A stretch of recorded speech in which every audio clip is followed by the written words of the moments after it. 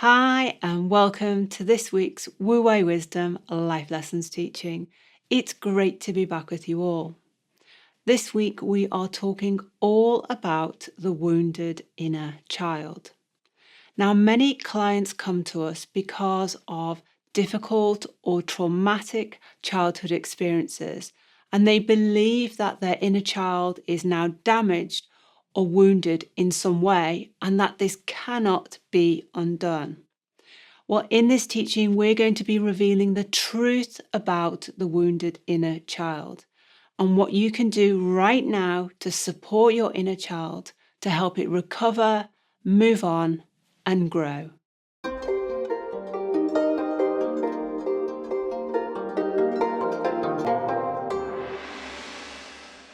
Okay, David, so is it true that because of traumatic, difficult childhood experiences, somehow our inner child gets wounded? Well, I certainly do not like that definition. But you're right, a lot of our clients will come to us with that thought or belief that part of the process, the Wu Wei wisdom, is to unpick that belief and see where that comes from. But I believe that you believing part of your mind that we're calling the inner child is somehow wounded or damaged is a real negative way to think about you. And it doesn't really help to do any kind of growing or healing or moving on or being in your flow. But it might be a negative way of thinking, David, but is it the truth? Because for many people who have had very difficult childhoods, lived through very difficult experiences, they have they believe it's completely changed them, and that they are carrying a kind of a pain with them. It's something very painful with them because of what's happened. Well, then you would have to believe that you do not create your emotions. And you would also have to believe that somehow an emotion stays with you all of your life. And both of those cannot be true because you are the only one that can create your emotion. Emotions aren't like an arrow, although I know they feel like it, but they're not like an arrow that stabs into your heart and leaves you wounded for the rest of your life. And also the incidents in your childhood that created that adverse emotional feelings have long since passed. So they're not happening right now. So what you've done, you've fallen into the carousel of despair and you're going round and around with the same belief system and thought process. And of course, that's resulting in the same emotional feelings.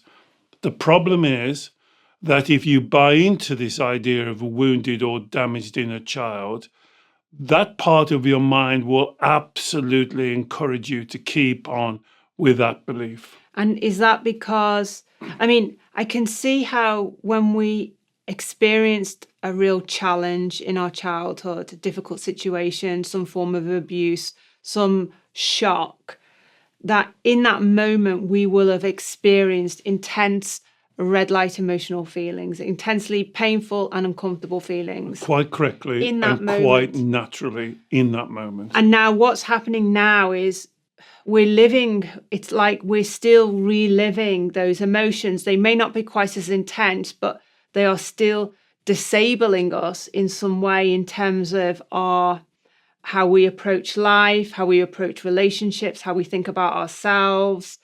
And we are still experiencing uncomfortable emotions, almost like a legacy of what's happened. And what you're saying is, when it happened in the moment, those emotions were real. When it's happening now, the emotions are happening because is it because we're reliving the experience, or we've bought into a kind of a memory or a story or an interpretation of the experience that we are somehow keeping alive in our mind? Well, it could be both of those, Alex, or it could be either one of those. But what has happened is the belief that you have to build your life on your emotions. You're not accepting the emotions are the result of what you think and believe. So let's go over it again. We are saying emotions are real. I am saying they're natural. I am not saying they're negative or you should not have emotions. when you experience those emotions as a child, totally understandable, totally natural, totally expected, because you were in a situation that was far above what you could understand or rationalize. Now, what happens then is your mind almost gets locked or stuck into that way of thinking. And although you mature as a person and you have different life experiences and your intellect grows and your maturity grows, there's that part of your mind that we're labeling the inner child is still on the carousel, still reliving those events. Now, a lot of my clients say, well, I don't think about that as every day. But remember, this is deep in your subconscious mind. So it's the filter that you look at life through. So you don't think about it, but it's there deep in your subconscious mind. And why it's very hard to get at is, as Alex explained, you misunderstand the emotion to the belief. And so again, I'll say on every video, you are the creator of your emotions. Every emotion that you experience in your body, you have created properly, correctly, but you are still creating them.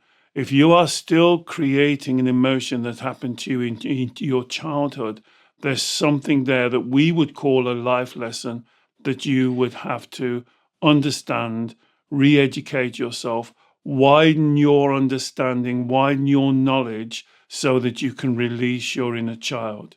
If you call or accept your inner child is wounded or damaged, then this will never happen, because the inner child has always got a justification, a get out of jail card.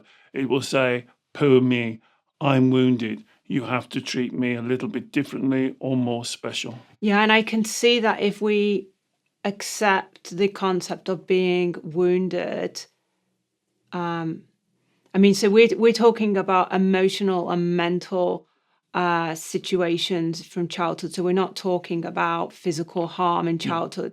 But if we accept the concept that we are somehow physically wounded or damaged, it creates a kind of a fait accompli for our belief system. It stops us from inquiring and looking at our beliefs. And from what you said, David, it's almost like we create the emotions in response to the situation in childhood when we were a child.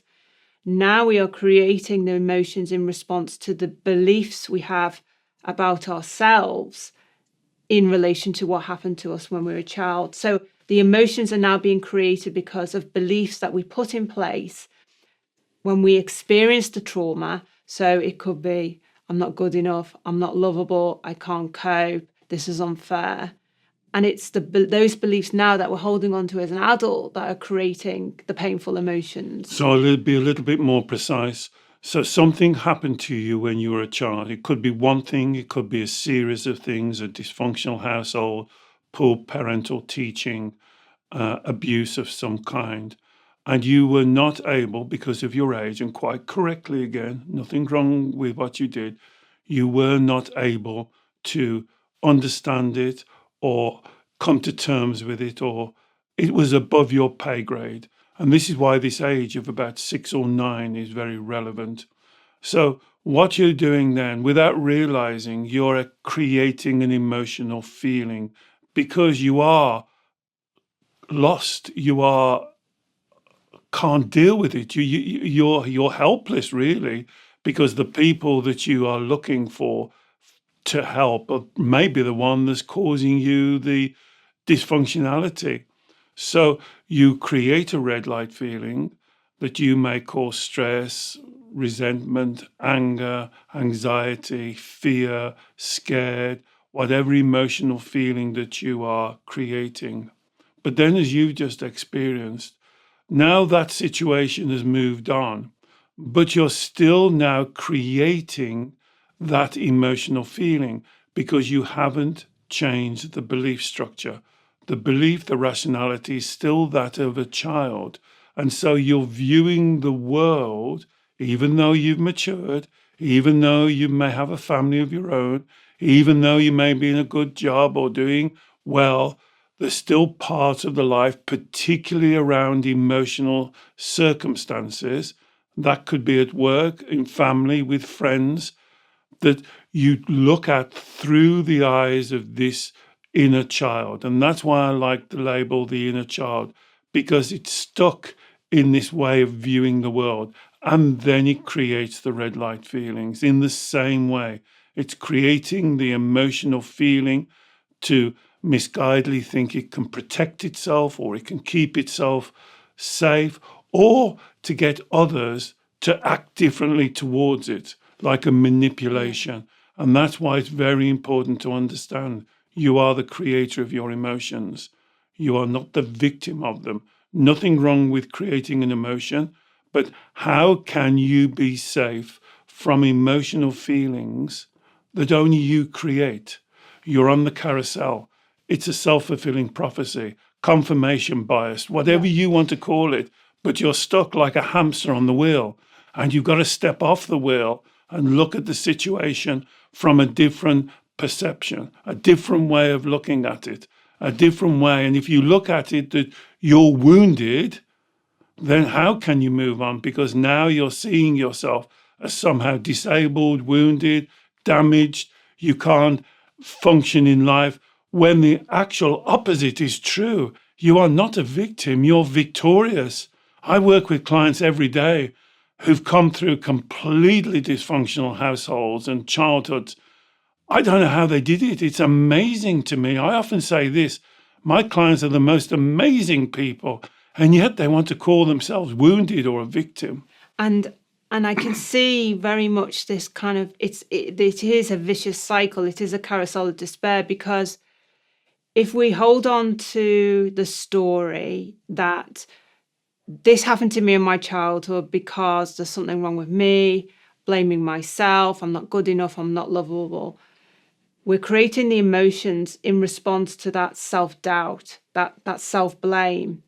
We carry those beliefs with us into adulthood. We're still creating the emotions. And then what we do is we create the emotions, so then we avoid stuff in life. We then blame ourselves again, which cements the beliefs even more, which then creates even worse emotions. So we avoid more in life, or we end up in relationships which confirm the beliefs that we're not good enough.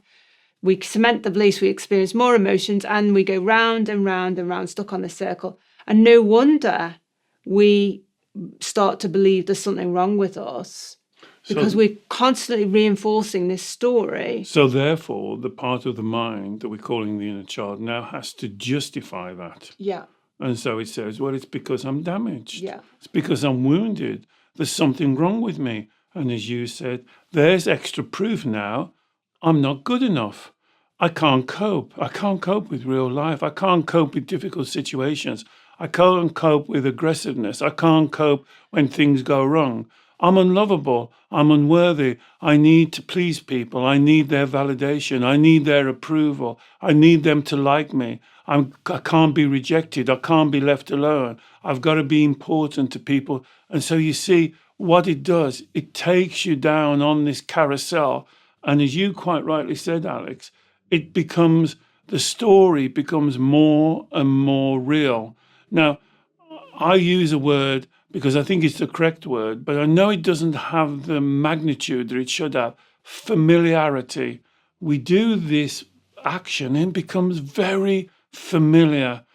It doesn't work, but it's very familiar. We get used to it. We almost accept it, and we build a story. We call it the inner child story that justifies all of those actions. Because this is the known, the inner child's more comfortable in this way of thinking. And I'm just wondering, David, there must be an authentic way that we can still, because it's like the inner child wants acknowledgement for all the bad stuff that happened. And I think in a way that does need to be acknowledged. But I'm wondering, is there a way that we can still authentically acknowledge that, yes, we had a really difficult childhood. We had some real hard challenges that we encountered, to acknowledge that, but then not allow it to disable us in any way. Well, that's why I like the labels of the inner child. And I would like you to think of that part of your mind as your spiritual child, your inner child. And you are the spiritual parent. So I want you to learn, and we've done many videos and for you to think about this, to approach it in a different way, a new way. And I want you to speak to your inner child and please acknowledge, yes, as you said, I don't know how she got through those difficult, unbalanced, dysfunctional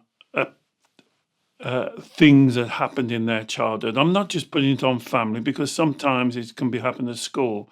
So whatever happened, but I want you to be able to be now the parent to your inner child. I want you to teach it that it doesn't have to look outside of itself for this validation, for this worth, for this approval. What other people think of me should be none of my business.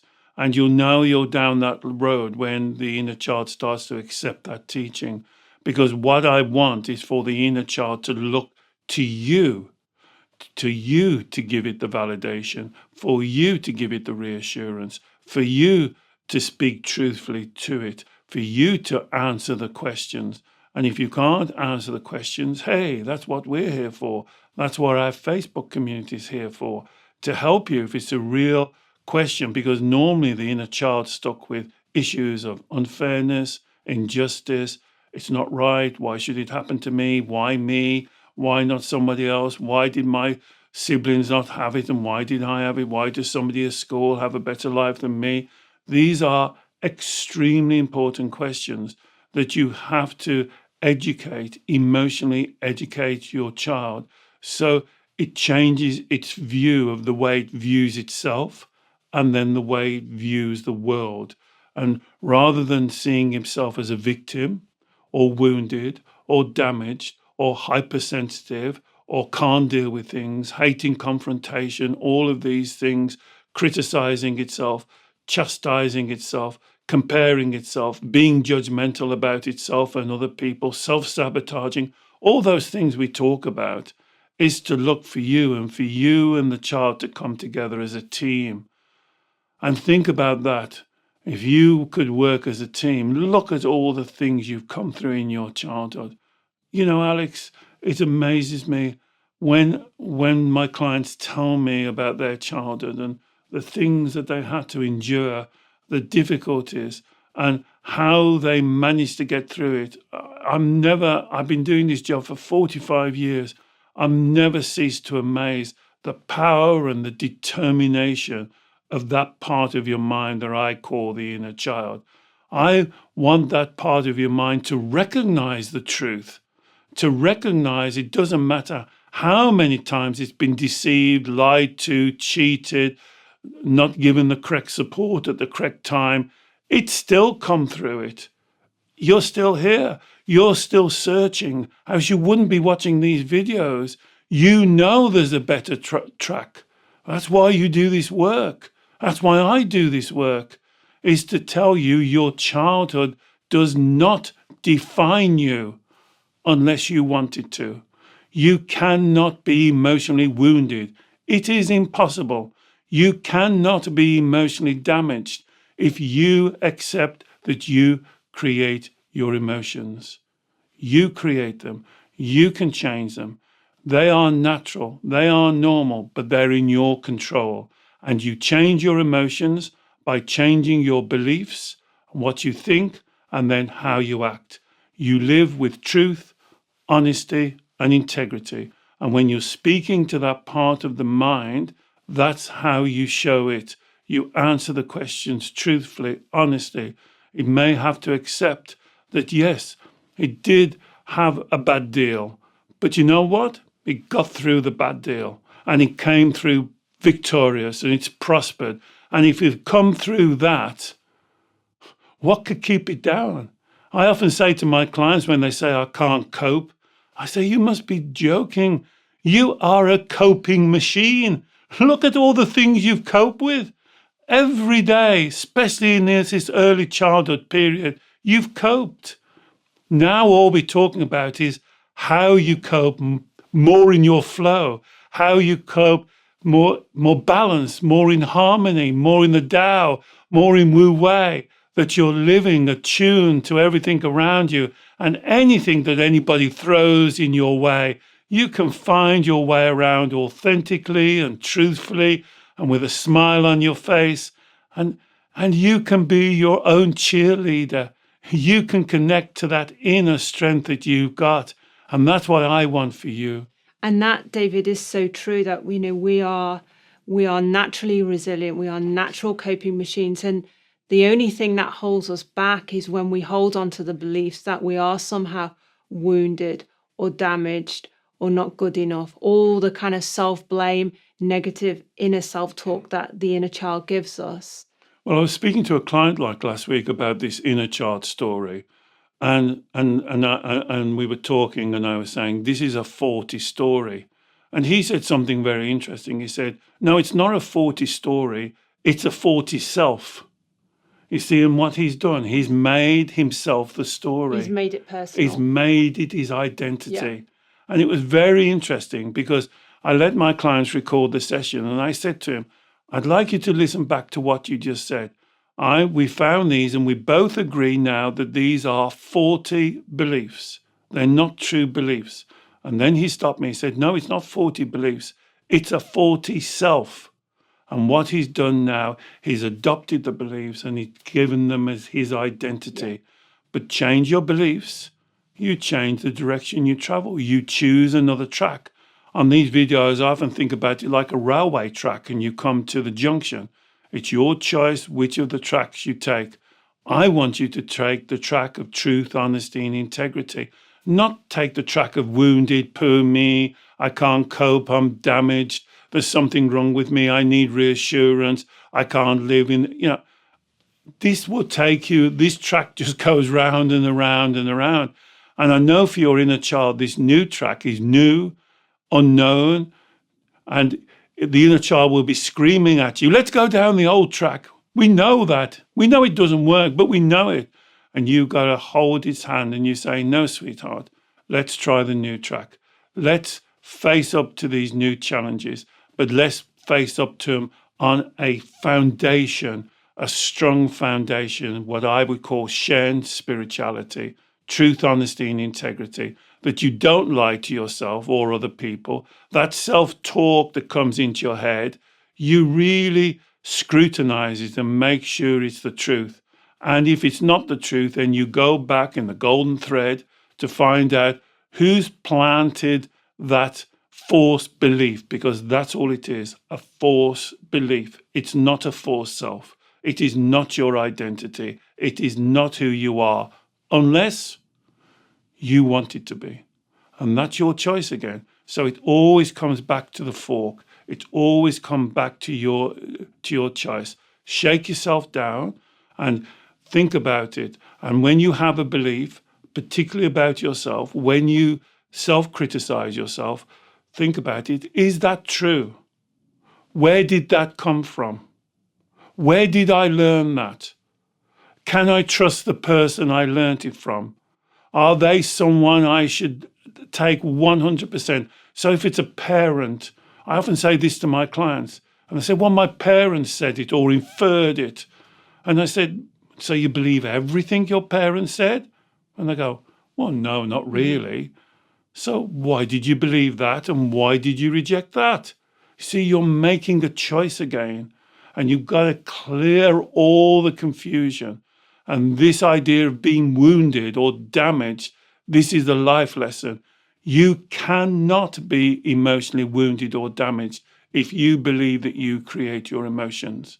That's the simple question. Do you create your emotions? If the answer is yes, then how can you be wounded by something that only you create? That's true. And David, you mentioned the golden thread. And for new listeners, that's the golden thread process, which is David's self-inquiry technique to move from the emotions down and interrogate downwards to get to those core beliefs that were formed in childhood. And it involves doing some inner child work. And we've done several teachings on, well, many teachings on doing inner child work and the golden thread process. So I will put links to those in the show notes if you want to dig a little bit deeper into that subject.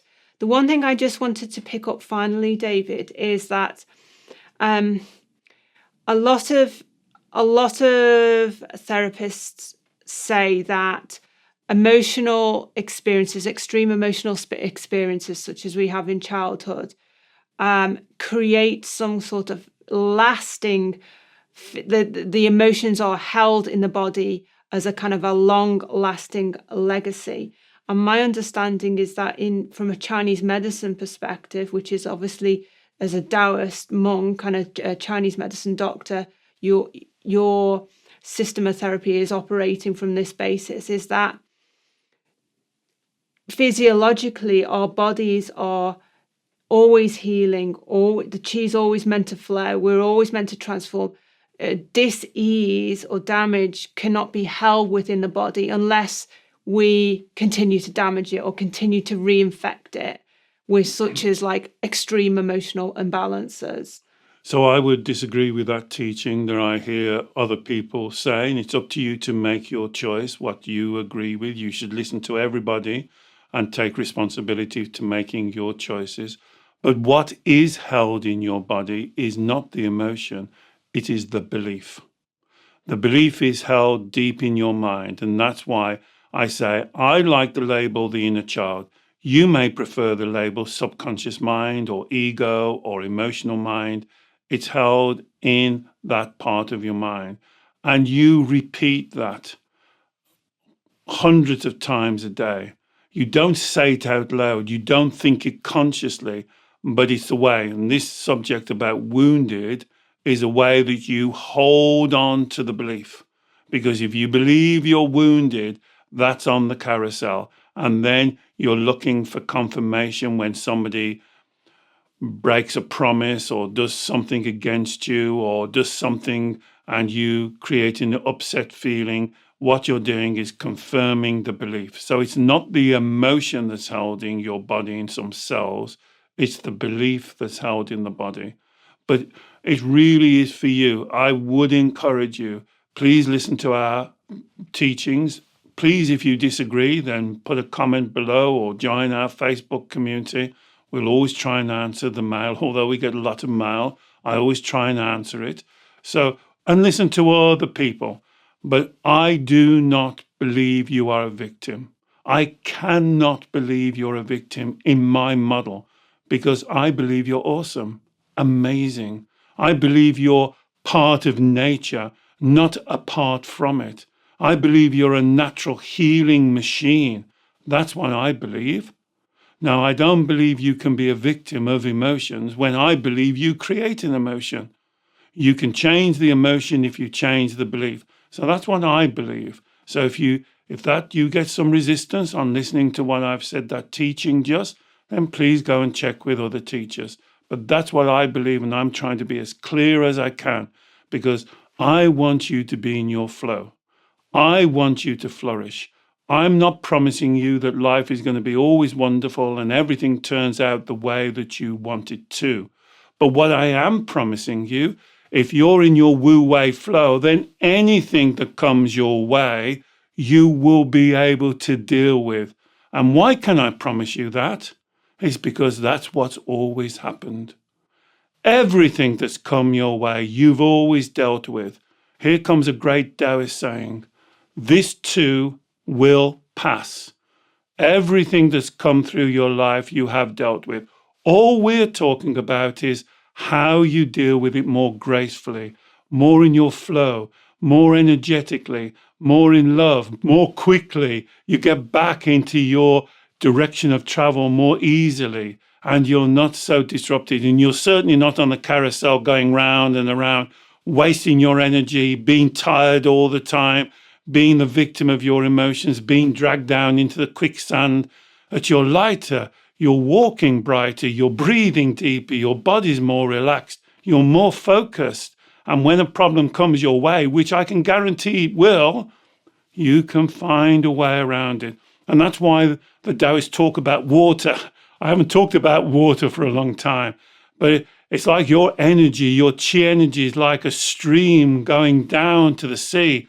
when it hits a big boulder, it doesn't throw up its hands and say, well, that's it, I'm scuppered.